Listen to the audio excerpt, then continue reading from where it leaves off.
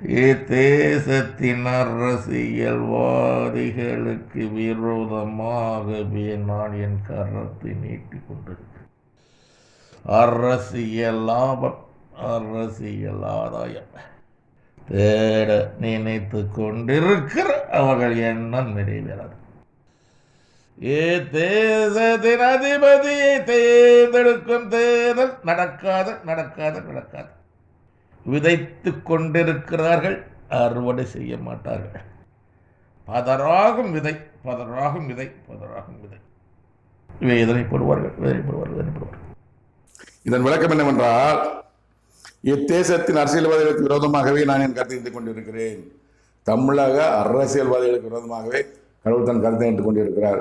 ஒரு விரோதமாக கருத்தை நீட்டா அவர் கெட்ட காலம். அதே மாதிரி தான் 2020 ஜனவரியில் டொனால்டு பிரதமர் கருத்து நீட்டுக்கிறேன் என்று சொன்னார்.